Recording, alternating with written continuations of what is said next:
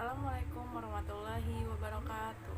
Perkenalkan, nama saya Siti Filzan Andila Suhermawan dari SI 4203.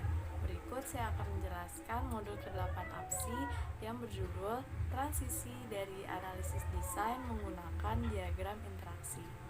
Berikut penjelasannya. Ya, di modul 8 ini tujuannya untuk menjelaskan tujuan dan elemen model desain, mengidentifikasi elemen penting dari diagram komunikasi UML, membuat komunikasi diagram view dari desain model, mengidentifikasi elemen penting dari UML sequence diagram, membuat sequence diagram view dari desain model. Berikut proses map.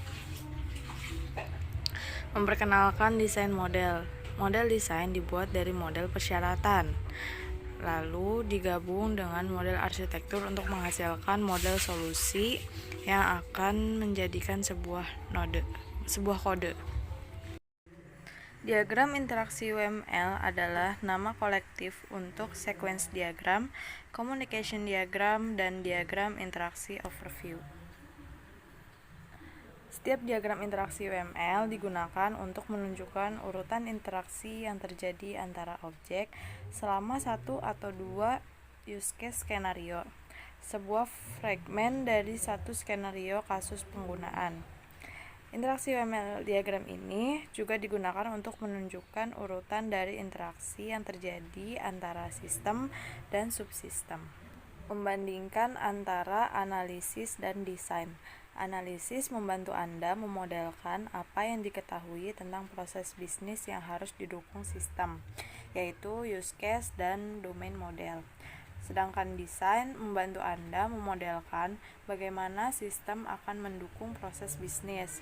Model desain ini terdiri dari batas, UI, komponen, service komponen, dan komponen kesatuan. Analisis ketahanan. Analisis ketahanan ini adalah proses yang membantu dalam mengidentifikasi komponen desain yang akan diperlakukan dalam model desain. Requirement model ini ada use case model, use case form and scenarios, dan domain model. Kalau yang desain model seperti gambar yang sebelah kanan. Input untuk analisis ketahanan yaitu sebuah use case, skenario use case untuk use case tersebut, diagram aktivitas use case jika tersedia untuk use case tersebut, dan domain model. Nah, kalau output dari analisis ketahanan ini, model desain biasanya ditangkap dalam diagram interaksi UML dengan komponen desain seperti batas, layanan, dan komponen entitas. Komponen batas. Kelas batas atau komponen digunakan untuk memodelkan interaksi antara sistem dan aktornya, yaitu pengguna dan sistem eksternal. Abstraksi layar UI, sensor, antarmuka komunikasi, dan sebagainya. Komponen UI tingkat tinggi, dan setiap komponen batas harus dikaitkan dengan setidaknya satu aktor. Komponen layanan ini mewakili koordinasi pengurutan, transaksi, dan kontrol objek lainnya, dan sering digunakan untuk merangkum kontrol yang terkait dengan kasus penggunaan tertentu. Mengkoordinasikan aliran kontrol dan mengisolasi setiap perubahan alur kerja dari komponen batas dan entitas. Kelas entitas ini digunakan untuk memodelkan informasi yang berumur panjang dan sering persisten. Entitas ini biasanya terkait dengan objek domain. Sebagian besar entitas gigih, entitas dapat memiliki perilaku yang kompleks. Komponen layanan dan entitas. Komponen entity akan sering memiliki komponen serving yang sesuai. Objek layanan akan sering mengontrol objek entitas yang sesuai dan dapat mendelegasikan ke objek layanan lainnya. Komponen batas dan entitas. Komponen batas sering dapat mengambil atribut dari komponen entitas. Menjalankan proses analisis robustness. Yang pertama, pilih use case. Yang kedua, buat diagram komunikasi atau diagram urutan yang memenuhi aktivitas use case. Seperti identifikasi komponen desain yang mendukung kegiatan use case, menggambarkan hubungan antara komponen antara komponen, beri label pada asosiasi dengan pesan. Konversi diagram komunikasi menjadi diagram sequence atau sebaliknya untuk tampilan alternatif.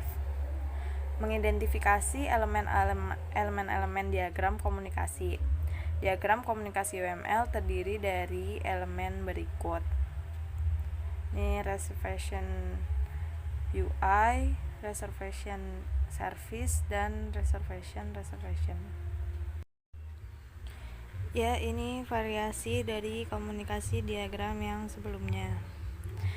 Identifikasi elemen komunikasi diagram. Sebuah pesan dapat menunjukkan nama pesan. Panah arah, panah padat adalah pesan yang sinkron. Panah terbuka adalah pesan asinkron. Nomor urut yang menggambarkan urutan pesan. Daftar parameter yang diteruskan ke objek penerima. Kondisi penjaga yang menunjukkan pesan bersyarat dan parameter pengembalian. Membuat diagram komunikasi. Yang pertama, tempatkan aktor dalam diagram komunikasi, kemudian menganalisis use case dari diagram aktivitas untuk use case. Untuk setiap tindakan dalam use case, mengidentifikasi dan menambahkan komponen batas, mengidentifikasi dan menambahkan komponen layanan, mengidentifikasi dan menambahkan interaksi lebih lanjut, menemukan metode baru, layanan batas, dan komponen entitas. Ya, seperti ini. Contoh diagram komunikasi. Dua diagram komunikasi berikut menunjukkan tampilan reservasi yang lebih rinci. Yang pertama itu skenario utama, itu berhasil. Yang kedua skenario sekunder, itu tidak berhasil. Kamar yang ditawarkan ditolak oleh agen pemesanan. Contoh yang pertama tentang diagram komunikasi seperti ini. Ini yang contoh kedua. Nah, lalu ada diagram urutan. Diagram urutan ini memberikan perspektif interaksi yang berbeda antara objek. Lalu dapat digunakan sebagai pengganti diagram komunikasi, dapat dikonversi ke atau dari diagram komunikasi. Buktikan lebih berguna bagi pengembang. Sorot urutan waktu interaksi. Bagian selanjutnya menjelaskan diagram urutan UML. Ya, seperti ini gambarnya. Fragmen. Diagram urutan mendukung notasi fragmen. Penggunaan fragmen ini meliputi menunjukkan urutan loop, menunjukkan jalur alternatif, menggunakan dua atau lebih skenario ditampilkan pada satu diagram, menunjukkan referensi ke fragmen diagram urutan terperinci lainnya, memungkinkan Anda untuk memecah diagram besar menjadi beberapa diagram yang lebih kecil. Berikut contoh notasi fragmen. Contoh diagram urutan. 3 diagram urutan berikut menunjukkan tampilan yang lebih rinci dari create reservation. Yang pertama itu skenario primer yang berhasil dan skenario sekunder yang gagal dalam satu diagram menggunakan fragmen ALT. Skenario sekunder tidak berhasil, di mana kamar yang ditawarkan ditolak oleh agen pemesanan.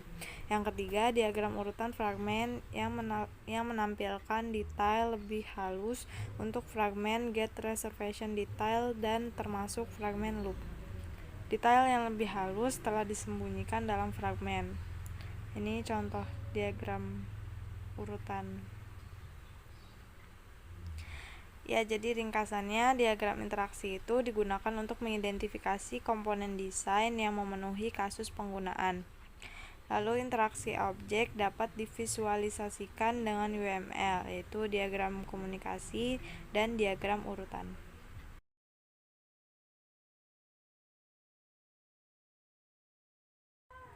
Ya, sekian penjelasan dari saya, kurang lebihnya mohon dimaafkan. Wassalamualaikum warahmatullahi wabarakatuh.